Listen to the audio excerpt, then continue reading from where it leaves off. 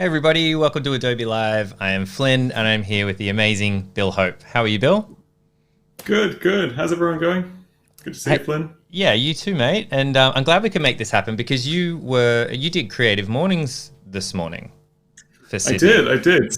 Yeah, yeah. So Creative Mornings is usually a sort of get together that happens in Sydney, where it's almost like a TED Talk kind of setup, and that's where I originally met you, Flynn. And but it's all on Zoom now, so I've been live streaming all morning. So I'm warmed up, ready to go. Nicely done. And you can you explain what you do with creative mornings with the illustration, or maybe we could even does it exist? Would you be able to bring it up and show us? Because I think it would be super Oh cool. yeah, yeah, sure. I'll Um, just find it. So one second. So if we switch to my screen now, your this screen. is the drawing that I did this morning. Oh, it was Chloe. Um, Awesome. yeah, yeah. So Chloe Centerland is a advertiser. She works as a creative director in New York, and she gave a talk about some of the amazing work that she's done recently. And basically, the setup is that someone gives a talk, and I kind of sort of draw live with the person. So as they're talking, I'm drawing, and it's being usually it would be projected on a wall in the room where the person's talking, but this time it was sort of a separate Zoom screen to the side.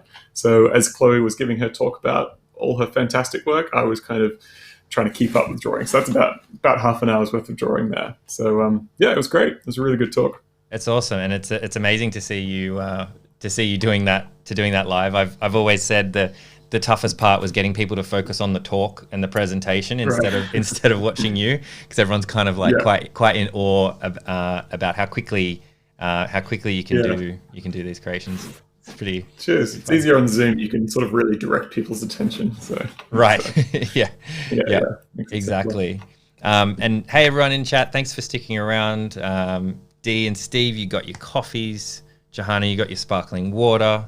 Absolutely great to have a little drink break, because we did have the stream earlier today with Joy Lee, which was awesome, super fun. So we finished that off, and we're also kind of part two with our impossible isometric animation, probably more so than illustration, but it's a bit of Yeah. both.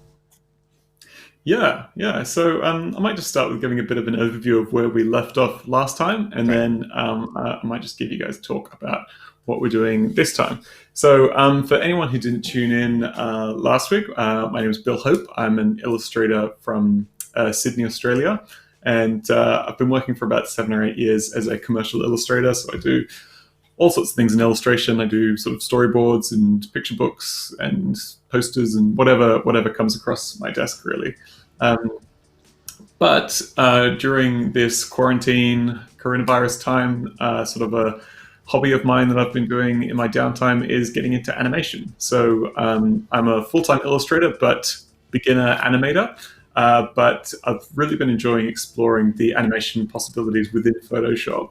So today I'll show you sort of where I've got up to in my Photoshop animation journey and this looping animation that we've been making. So it's the kind of animation that you could play on Instagram that just sort of loops over and over again. So we've got about 8 seconds of footage that I've been working on, and we're just building on this one 8 second loop and trying to make it as exciting as possible. So Awesome. if yeah, if we have a look at my screen now, you can see I'm in Photoshop, and this is the animation where it stands right now. So we've got all sorts of things going on. I might just start playing it back a few times. Because there's so much going on, it takes a little while for Photoshop to warm up and get all those frames rendered so it can play nice and smoothly. Oh, sorry, we've got some additional content that's appeared. Mhm. Let me just get rid of that layer. Yeah, okay. Um, okay, here we go. So yeah, we've got a bunch of different things going on within this isometric shape. So we've got a tree that's scuttling down the road. We've got a house popping out of its little house home up the top. We've got a little waterfall going on. We've got a spider popping up. We've got the sun moving around in the background. All sorts of things happening. So last week we were kind of taking some requests about what people would like animated, And one of the ones that caught my imagination the most was someone wanted a tank with some secateurs snipping away, Oh, driving good through the memory. scene. Good memory. That was Um, Festus, I think. yes, yeah. It was a little bit beyond my animation capability at the time. But I've done a bit of work, and we now have a bit of a tank with secateurs in the scene. It's So awesome. so I'm about halfway through that section of the animation, and today we might work on developing that tank moving through the scene, and maybe adding just a couple more elements. Great. I'll do a bit of talking through about how the timeline works in Photoshop. A little bit of talk about frame by frame animation and sort of tweening or computer assisted animation. And yeah, that should give us an hour's worth of stream. So if anybody has any questions about general illustration or Photoshop or animation within Photoshop, just check them in the comments, and we'll sort of chat and work things out as we go along. Yeah, and so we are here for an hour, so have the timer there. Regular folks to the stream. We're not going to take a Q&A break just because we have less time than we would normally have. So we'll just freestyle a little bit today. Yeah. Okay. So if you haven't done any animation in Photoshop before, in some ways they've made a sort of really nuts and bolts approach to animation that makes it quite easy to get into. So I was talking to Flynn last week about how it's almost like if you were to use an app like After Effects, you've got a lot more variability and tools that you can use. But if you're just starting off in animation like me, Photoshop's actually really great in that all the drawing tools I want are there, but I have quite a lot of potential with what I can do with the basic animation tools that are available.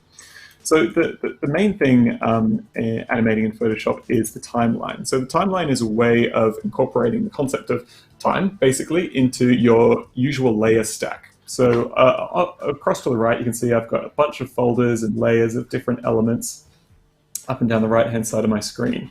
And those layers and folders are replicated, stacked vertically on top of each other in this timeline down the bottom. But we have the added element of a scrolling time bar. So I can scroll this back and forth, and we see our animation play back and forth. So basically, I can use the same layers that I'm comfortable with drawing into and just converting those into a video timeline. So the main element that we're going to look at today is this tank. So if we zoom in a little bit here, we can see I've got the tank coming up. It turns the corner. Right now, it's going to the colors are going to disappear just into the line work, and we're going to work on that later. And then it's going to turn the corner again and then drive up the side of our screen and disappear. Cool. Now that looks like one continuous object, but it's actually 1, 2, 3, 4, 5 different sets of animation sort of stitched together to make it work. And that might be a good way of exploring the different kinds of animation that you can do in Photoshop. So if I go to my tanks folder on the right, you can see I've got those 5 different layers of animation. And what that is there's, for most of the time, the tank is simply moving in one direction with a couple bits animated. So you can see that the tank wheels rotate and the secateurs sort of snip on the tank. But essentially, the tank is just moving up in one direction. So what I've done with that is I can turn that layer on and off, and I've made a smart object. Now, a smart object is kind of, it's a good way to think of it is it's like a file inside of a file. So within my main Photoshop file, I have a smaller file which is an animation file. So I'm just going to double click on that layer now and open it up. And basically what I've done is I've animated this tank with the wheels moving and the secateurs snipping over just a 2-second loop. But it's not moving anywhere, it's just making those actions. And basically I can save that tank as a file within a file. And then I've just told the computer, we're just going to play that animation, but I want it to move up. So I've simply changed the position of that animation, and then we get the illusion of the tank driving up that wall while snipping and the wheels turning. So I've kind of taken one file, and then I'm just moving that single file within our main animation. And that Is gives that the the illusion. same thing that you did, or the same sort of process that you did with the running house and the walking animation? Yes, it is. Yeah. So if Mm. we look and we see this running house man, if I scroll up to our house folder on the right, again, I can just double click on that file, and you can see we've simply got an animation of our house walking. So this is a frame by frame animation, but the animation is stationary. And I've simply saved that file and put it into my primary file. And then I've told the computer to move that stationary walking file across the screen. And then we get the illusion of our little house walking. So it's the same kind of thing. Cool. The slightly more complex bit is when I've got something like, let me just lose that shrub. So I can just turn on and off layers like I normally would in Photoshop. But once we get to this point, the tank has to turn the corner, and that's a much trickier kind of animation because it's a two-dimensional object. It's not a three-dimensional model. I can't tell the computer just to rotate the tank. I actually have to do that frame by frame. So that's a trickier kind of animation that I've sort of been learning myself over the past couple of weeks. So you can see our tank just has, I think it's 7 frames. So it rotates those 7 frames and just turns the corner. So I've transitioned from one animation. You can see on my timeline here, as the tank drives up the wall, that's one section of animation, and then it's going to just simply switch to another animation, which is on a different layer there. So if I turn off this animation and the one after it, this is that little bit of animation that plays afterwards, and that's a frame by frame animation. And I might go into that file and just show you how to create a really basic frame by frame animation today, and then we'll piece it all together into the final animation. So again, that turning of the tank around the corner is a simple file within a file. It's a smart object. So we're going to double click on the layer and go into that file here. Okay, so if I play that back and forth, you can see we've just got those seven frames of animation as our tank goes around the corner there. Now I've got a couple files to show you how I sort of how I made those 7 frames. So if I play this back, you can see a really basic sketch of my tank going around a corner. The important thing, well, the helpful thing with this kind of animation is I kind of know where I want my tank to start and where I want my tank to end. I know I need it facing up at the start of this movement. Oh. So did you individually drew each of the frames? Yes. Yeah. So if we go to the last frame, I'm just going to copy and paste those out so we can have a look at them. So I know my starting point from on this tank is facing vertically, and the end point of the animation is it facing horizontally. And I kind of know where I want it to move, so the tricky bit is just getting all the in-between frames there. And what I've started doing is trying to find simple ways to sort of do the in-betweener animation stages of that. So if I bring up another layer and just start drawing, so I'll draw in a blue brush so you can kind of see what I'm doing. It's about kind of imagining that intermediary stage between those two things. And then once I've drawn up that intermediary stage of where the tank would be, I can start filling in smaller and smaller increments between the beginning and the final stages. And that should give us a nice smooth animation. And one of the ways I've been doing that is, if I just erase that blue box that I've drawn, is literally drawing a line between points on the object and then finding the middle point of those points. So you can see I've drawn a larger box around the tank. Because the tank's quite a complex shape, I want to reduce my parameters of complexity in a way. I want to just animate a simple box making that action, and then within that box I can sort of start sketching the details of the actual tank. So as the box travels from one point to another, say the top right-hand corner of the first box is here, and that point is going to swivel all the way around to here. So I'm going to sort of draw a line in between them. Mm. And then I'm going to do the same with all the other points of the box. I'm going to draw a line here. From this one, it's sort of to here, and this one, it's kind of to here. Yeah, Steve is saying like tween in traditional hand-drawn animation. Yeah, yeah. So a halfway point between those first 2 points is there. Halfway point for those 2 points is there. There, and there. And then I draw I'll get a new color. And then I'm drawing a new box in between those 2 points. And it's giving me a sense of where, so I'm just drawing the front of the box there. And I get a sense of what is going to be the in-between stage of these 2 points. Mm. So if we look at where I got up to with that, I'll just get rid of those layers. Let's get our animation back. So doing that over and over again, I end up with my 5 stages of tank there.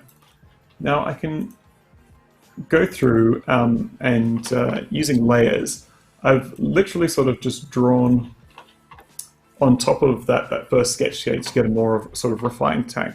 So let's look at another one here. You can see these are the really rough sketches that I've done, joining those 2 sections of the animation together. And this is kind of the really tricky bit of the animation, because you have to sort of be quite disciplined with yourself about keeping the character consistent and the dimensions consistent the whole way through. And once I've kind of got a basic sense of what that movement is, I'll drop the opacity of that layer and make a new layer, and then I can start sketching my sort of more refined tank over the top of that. So I would get a more solid brush and just sort of start neatening up that first tank. And basically do that over and over again until I've got a more smooth tank. So let's see where I got up to with the final of that. Yeah, so that was my final block tank drawing.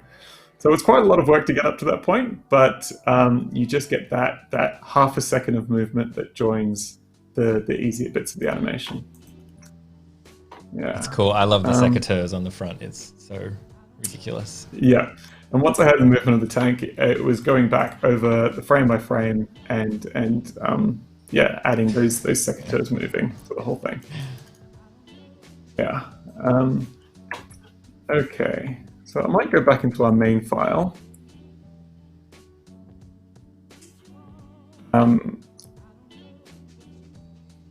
And let's just see where it's up to. So I've got a tank driving up, going around the corner, and now we've got the tank going down this horizontal section. So the great thing about the file within the file is you can see I've just got the line work here. I haven't colored this tank yet, but I'd like it to be nice and solid. So over in my layers, you can see there's all the colored tanks, and there's the one that's been left uncolored in the middle. And I want to go into that file, and we're going to color that tank as it's moving there. Cool. So why did you leave it Why did you leave it uncolored?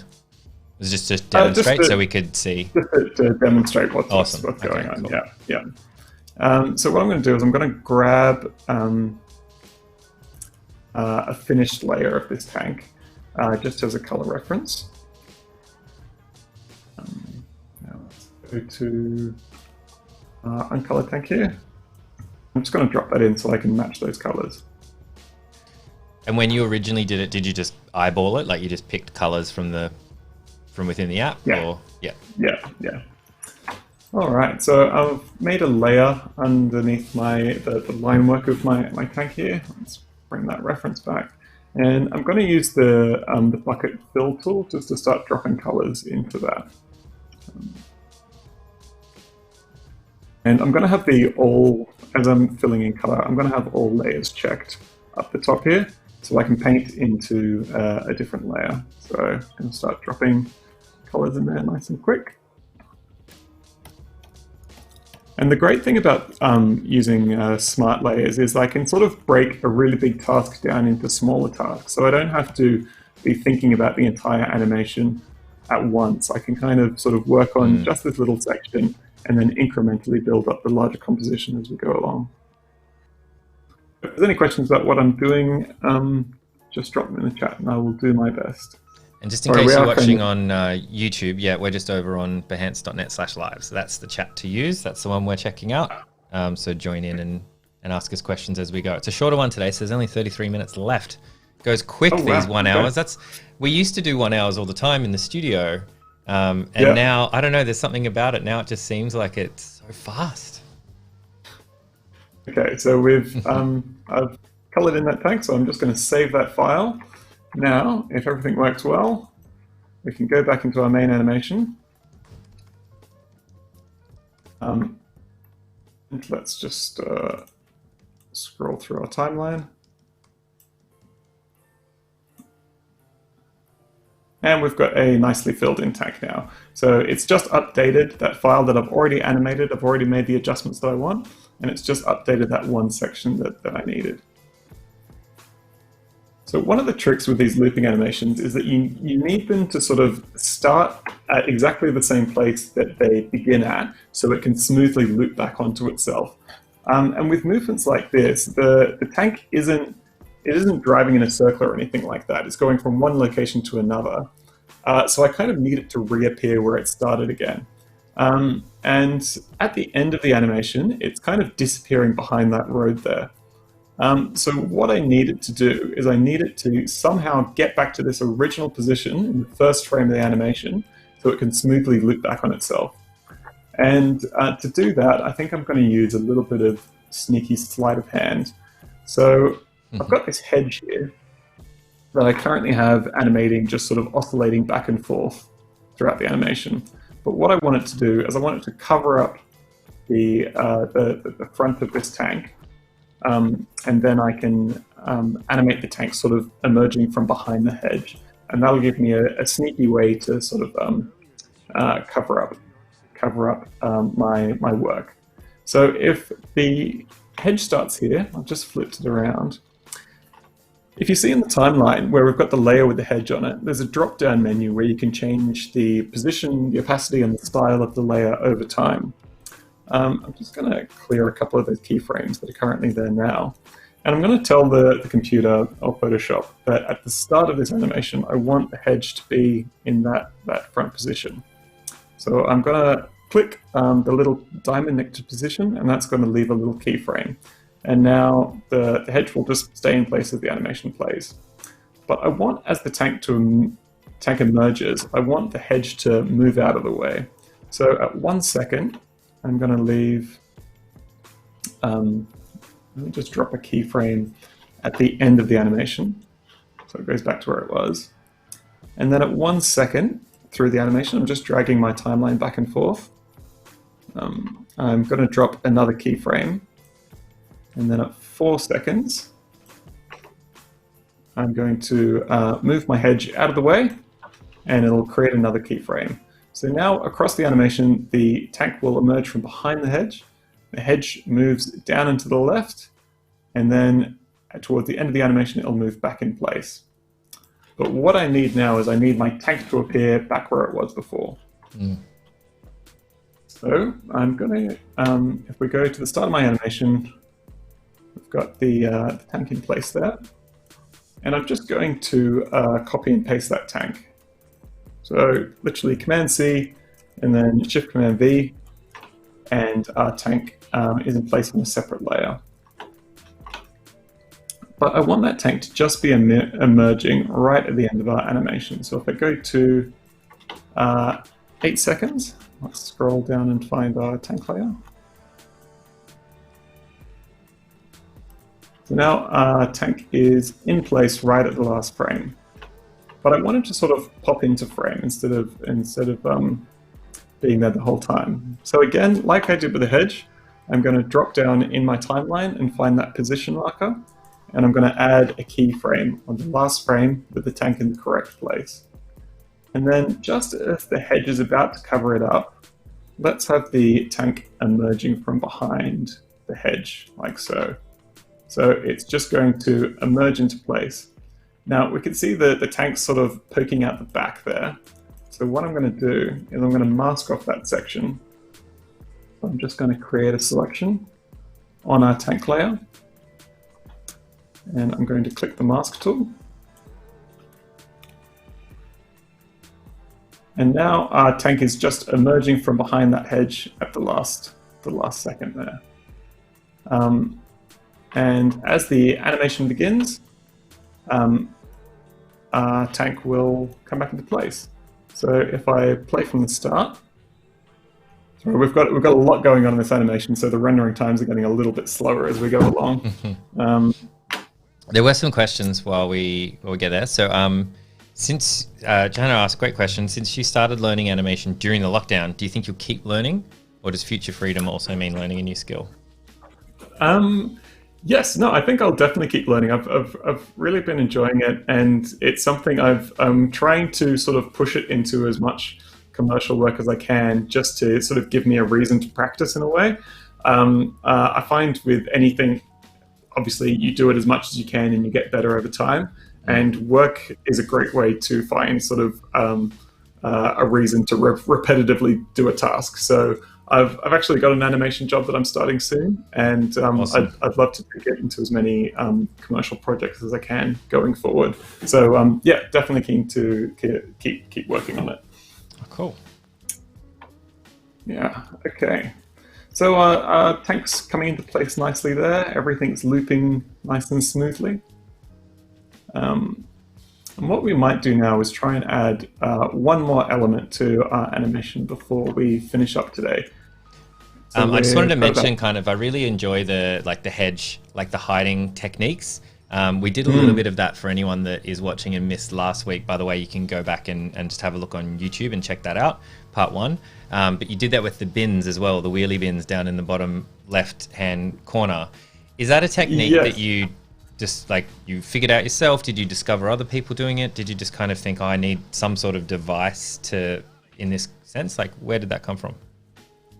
Yeah, it's a good question. I don't know if it's something. I don't think it's an established technique that I learned anywhere, but you can see it's happening a number of times in this animation. So our house is emerging from another house and then disappearing down these stairs. We've got this tree scuttling up the side and then disappearing behind the bins there. So I've used it a number of times of having objects kind of disappear and then re-emerge right at the end, so it can loop nicely. I think kind of where it comes from is I had this fantastic how to draw book when I was a kid that was Quentin Blake's How to Draw for the Artistically Uninspired, and he has lots of great sort of non-teacher sort of, I don't know how you'd really describe it, but he says things like, if you have difficulty drawing feet, just put some grass in the way and you can't see the feet, and then you've got a great drawing. There's things like that about just sort of fake it till you make it kind of stuff. So if I had endless amounts of time, perhaps I would animate this tank driving in a full circle so it comes back to where it was. But this is sort of just a helpful cheat that I can use right now. Yeah. Oh, cool. Okay. So I was thinking of adding one more element into this picture here, and it was going to happen in the sky in the background. So you can see if I scroll through my animation, we've got this sun rotating, and that's just one layer where I've drawn a sun and a couple of clouds, and I've just told the computer to literally rotate it around. But I'm hoping we can add in a bit of a hit last time was the spider popping up, this cute little guy emerging from behind the waterfall. And it might be fun to have a similar kind of character appearing in the sky. Full disclosure, I haven't actually tried this technique before, so we're just going to wing it together and see if we can work it out. But I'm hoping it'll work just fine. So as sky is rotating, you can see I've made a smart object. Again, the file within the file of just that background sky. So what I'm going to do is I'm going to just double click on my layer. Actually, before that, just to save ourselves a little bit of computer processing power, I'm just going to delete a couple of these other layers we've got going on.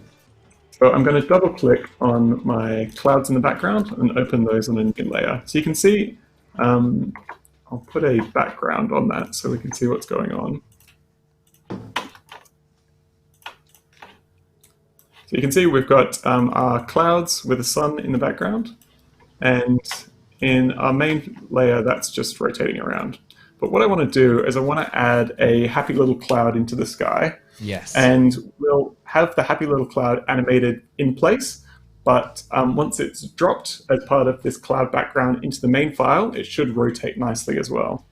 Amazing. So right now, our sky is 5 seconds long, but I want to extend that out to 8 seconds so it matches the length of our looping video. And just, is this an image or is this something that you illustrated, or what is this? Like, it's something that I illustrated. It looks particularly complicated, but it's incredibly straightforward. I'm cheating again. I've got a cloud brush where I just cloud brush where I just paint clouds on like that. Cool. There's not a lot to it, and then I've drawn a circle and made a glowy circle around it. So it's very, very straightforward. It was good enough for me to consider. Is it actually a photo? So it's working for me, that's for sure. Okay, cool.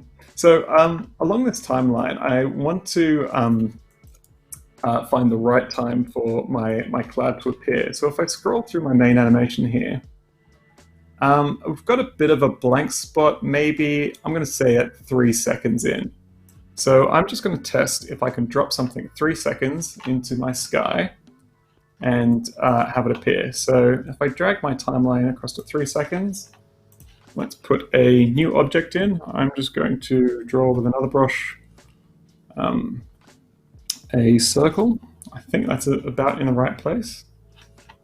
And let's save that file. If I go into my main file, drag it along, and as we hit 3 seconds, we have a circle appearing. Fantastic. So all I've done is I've made that one edit to my sky in the background, and now it's appearing in my main file. So I kind of know that circle is the place that I need it to be. So I'm going to draw my happy little cloud in that section there. The tricky thing about this is that I've been rotating this frame in the background. So to get it the right way up, I'm just going to press R and rotate my canvas so I can draw this cloud at the right angle. Let's put our sky back on. So again, I'm going to get my brushes out. I'm going to select my cheating cloud brush, make it a little bit smaller. Let's select white, and let's just start painting in a little cloud here. Happy little clouds, as Bob Ross would say. Getting Bob Ross vibes, yeah, it's exactly what I was going to say. Yeah, okay. No mistakes, just happy little accidents. Happy little accidents, exactly. So I'm going to paint a little bit of gray in this cloud. Let's get another brush. Okay, I feel like we had a bit of success with a sort of hyper cute cloud. I mean, spider last time, so let's go with that again. So let's have a happy little cloud like that. Actually, what I'd like to do is I'd like the cloud actually to animate a little bit. I'd like its face to just move a tiny bit. So what I'm going to do is I'm going to make a new layer. I'm going to draw the basic face of our cloud. That's definitely Super Mario vibes. Yeah, there's a bit of that. With the long pupils, long eyes. Yeah. All right, I'm going to drop that back, and let's have that face appear for about 1 second. And then what I'm going to do is do a little bit of super quick frame-by-frame animation onto this cloud. So if I go down to Layer on my menus, I'm going to go to Video Layers, New Blank Layer. And now I can start painting frame by frame onto this cloud. So first frame will be happy little face. Let's go over to the next frame. Happy little face again. Next frame. Now he's going to lose his smile for a second, but don't worry, it'll be back. Phew. So I'm literally just painting frame by frame I'm cycling using the across keys to go to the next frame. And you can see a sort of shadow of the previous frames. That's called something called onion skin, which you can change in the settings. So it's changing to a sad little cloud. The eyes are getting smaller, getting a bit of a frowny face going on. Poor little guy. Maybe some eyebrows. But let's have him start brightening up. So let's start going back to my original face. Just incrementally drawing the eyes, drawing the mouth, bit by bit on each frame. And we're probably going to end up with about a second of footage because I'm animating at 15 frames per second right now. So I'm going to try and get something just the same as our previous face. And now if we scroll back and forward, we've got Cloud just having a little moment. He's just sad for a second. That's all it is. So let's find the final frame of that animation. That is here. And I'm just going to, in my timeline, I'm going to grab that and just reduce it right down to that final frame. Now what I'm going to do is, because I want him to have one face most of the time, I'm going to drag my animated section of the face over to it just joins up at the end of the stationary section of the face. So let's zoom in on our timeline so you can see that. So our layer here is that I've selected. That's the stationary not moving face. Then we've got a short section of animated face. And then I'm just going to copy and paste my stationary face again and then join that up at the end of the animated section. And now we should have, let me just turn off onion skins. Now we should have stationary face, moving face, stationary face again. Right. So we're just adding a little bit of expression to our Cloud over a short period of time. So if I play it back, he just has a little moment of being disconcerted. Now, during that moment of not feeling great about himself, let's have a little bit of rain appear. Maybe I was going to say, because I know we've got a lot of time constraints today, but I was going to say he could go a little bit grey, like when he gets a little bit darker, like as if he's filling up with rain. So that's cool. I like that we're on the same page with that. Yeah, so I'm just going to draw a little bit of rain. I'm just copying and pasting that layer until we've got a little section of rain here. Let's flatten all of those together until we've got a bit of rain here. And all I'm going to do is I'm just going to animate this section of rain sort of appearing and disappearing. But I want it to come from inside the cloud. So what I'm going to do is I'm going to create a mask. So I'm going to select the section that I want to disappear of our rain. And let's blur that selection a little bit. Sorry, I know I'm going through 1,000 things that could be separate Photoshop tutorials, but I'm just trying to give you a sense of what kind of things you can do. Yeah. So we've got our rain, and just when he starts to feel a little sad, I want that rain to come out of the cloud. So I'm going to create a keyframe for the start of that section, and then as his expression changes and then comes back to normal, let's move that rain out of our cloud friend, and then he's just going to have a little moment and the rain's going to come out. Of course, we need that to appear and disappear again. So what I'm going to do with that is, you can see I can change the opacity, the position of the rain, but I can also change the opacity of the rain. So as it gets to that point, I just want it to disappear. So I'm going to make a keyframe for opacity at that point, and another keyframe about halfway through the rain falling of opacity. And at the final keyframe, I'm just going to click the opacity on my layers panel to the right. I'm just going to drop it down to 0. And now our rain comes out and then it just disappears. And we can start again. Okay, so if I go down to my timeline and I zoom right out, so we've got 8 seconds of footage of this cloud appearing and disappearing and raining. So our cloud's there, rains a little bit, and we just want it to disappear again so it fits smoothly into the loop. So I'm going to go to 6 seconds along for our animation. And I'm just going to fade the cloud out. So just like I did before with the rain, I'm going to make a keyframe for opacity. And at 7 seconds, I want that face to disappear. So I'm going to drop the opacity way off. Our face is going to disappear. And I'm just going to do exactly the same thing to our cloud layer. So dropping down, making a keyframe for opacity, and making sure it matches up with the face in our timeline. And let's drop the opacity off to 0. So now our cloud and our face disappear over that second.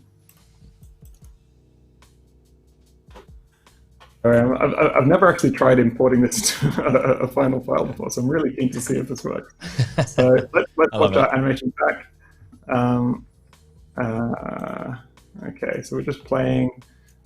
Cloud is there, smiles a little bit, rains, and then he's just going to disappear. So I just need him to appear at the same point. So I love him so much. Great.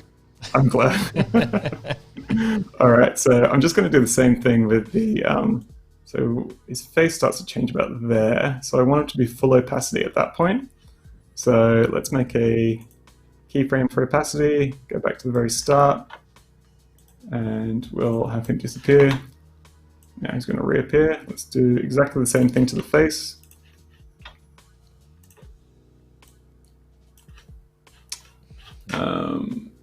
Opacity down to 0. Okay. Now playing it back, our cloud appears, rains, disappears. Nice and quick. Okay, great. Let's rotate back to our original position. Okay, so we've got our sky background. It exists for 8 seconds in the timeline. So let's play it back. Okay, here it comes. Cloud emerges, rains, and he's gone. Okay, so let's save that file. And okay, so it's updated the smart object. We go back into, oh, I've made a mistake there. I've left the background on. Let me just change that. Okay, so we go back into our main file. Now I'm really hoping, oh no, we've put it in the wrong place. Okay, so what I've done here is we've put the cloud in the wrong place in the timeline. So if we play it back, he does his whole animation. It works beautifully, but it happens behind those trees. Aha. So I need him to be doing all the interesting stuff. More about, if we see where he is, it's actually at about, it's about 2.5 seconds that we need that main event to happen. But we can fix this. This is okay. So we're going to go back into our file where we've got our cloud and our sky. And I'm going to grab all the stuff that I need. So the cloud as it emerges back and forward. And I can see that the main event is about here where those keyframes are on our timeline. So I'm going to grab all of them and I'm just going to drag them back to make sure that main event happens at 2.5 seconds. So we've just made it a little bit earlier. So everything's the same. It's emerging, raining, disappearing. Okay, it's all happening the same. I'm going to save that. And background on again. And save that. It's updated. And now he's in the right place. Amazing. Okay, let's zoom in and zoom in on that. That's awesome. Watch that. All right. Let's go full screen and play that back. Okay, I'm just going to wait for that. Once you've got so many layers going on, every time you play back, the computer's trying to sort of render each of the frames so it can show them to you. Right. And if you play it through a few times, you can see these little dots appearing on the top of the timeline, and that's the frames that the computer's rendered. And the more times you play it through, each time it renders more layers, and you get a smoother and smoother playback. So I think on the next cycle, we should be able to see it at full frame rate. Nice. And there was a question just about what canvas size is this? What canvas size are you working at? That's a really good question. It's important because animations, for the most part, are not going to be seen you have to sort of think about what's the final product going to be for my animation. So for this one, I'm probably going to post it on my website, and I'm going to post it on Instagram. So it's not really ever going to need to be seen larger than 1080p, so HD, which is only 1,000 pixels across, which in sort of drawing Photoshop terms is incredibly small, actually. So, but you want as much resolution as you can to work with, so you can get all the nice details in there. But you don't want to go for a huge resolution that, unless you have some supercomputer that can deal with all that, it's going to slow down your sort of playback options. So I would suggest. Sorry, I'm speaking as a total non-animator here. So this canvas is, I think, 20 centimeters at 300 dpi. Actually, we can just check that now. I'll just go to image size. Oh, it's exactly 20 centimeters across and 300 dpi. It's 20 centimeters by 15 centimeters, which is probably much larger than I'm ever going to need it to be seen at as an animation. But I love getting all the details in, so I want those pixels to work with. The short answer could have been it doesn't matter. It depends basically what your computer can handle. Right. But definitely to consider, it's quite difficult to crop animations as you go along. It's not like a normal file. It sort of starts screwing with a bunch of things once you crop things, where you've already told the computer where positions of things are over time. So my advice would just be to very much decide on what your dimensions will be at the start, because it's a nightmare to change halfway through. Yeah. Yeah, for sure. Okay.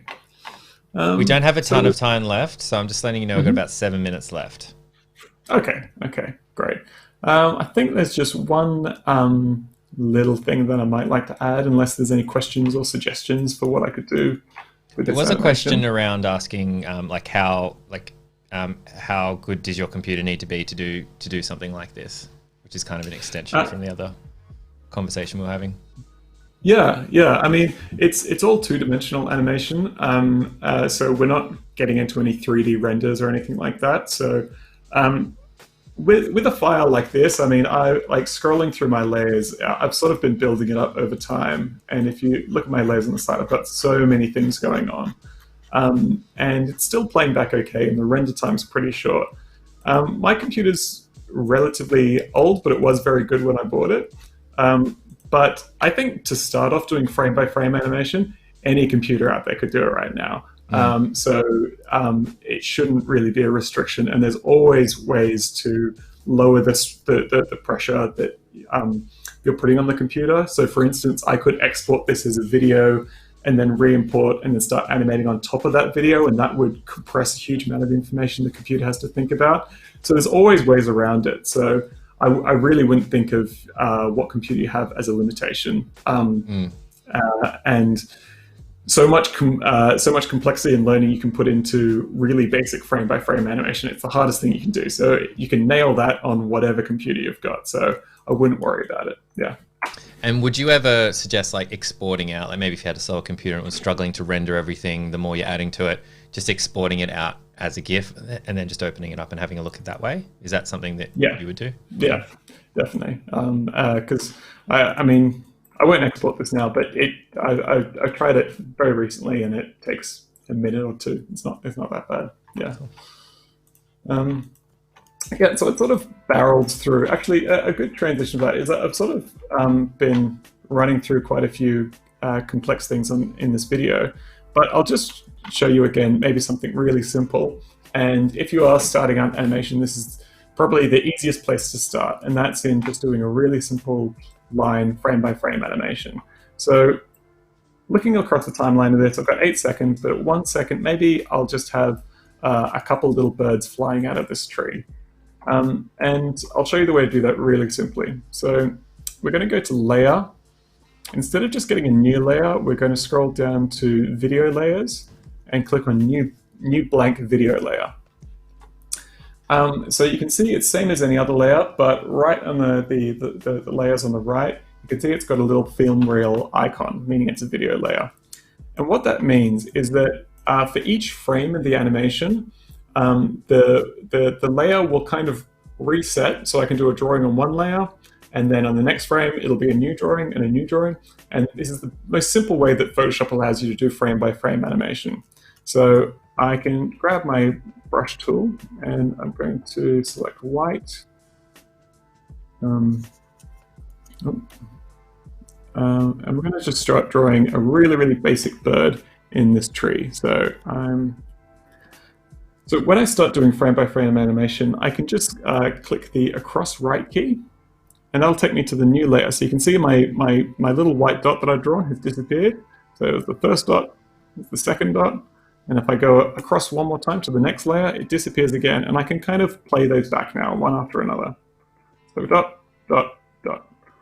Now I'm going to get that dot to sort of emerge into a bird, but it really helps with animation to see what frames you've done before and what frames you've built up to. And the way to do that is onion skins. So in my timeline, I open up my settings here, and I can say enable onion skins.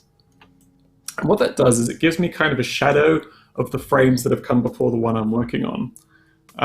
So I've got my primary frame, and then if I draw a new layer, go on to the next one. I'm just going to have to change the onion skin settings slightly here.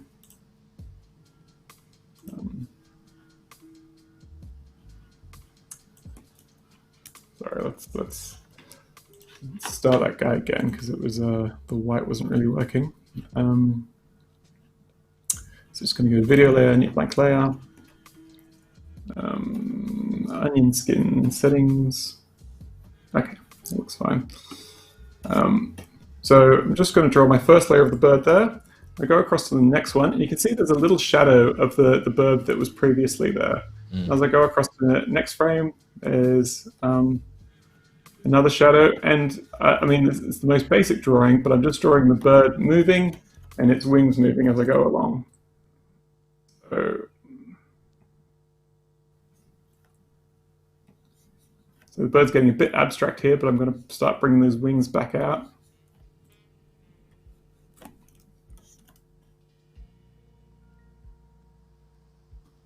And you can play around with this in Photoshop. It's very, very straightforward. And it's great because it just gives you the first sort of semblance of what just really basic animation feels like.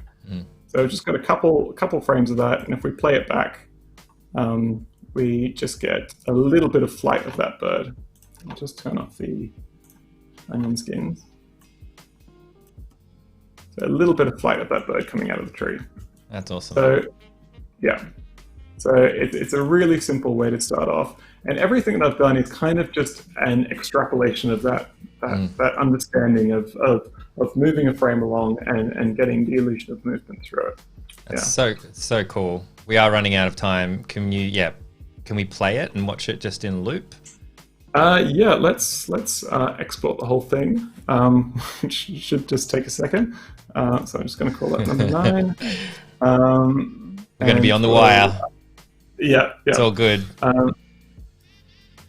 Do you actually? If we just got a second, I'll just play it back. Might not quite have time, unfortunately.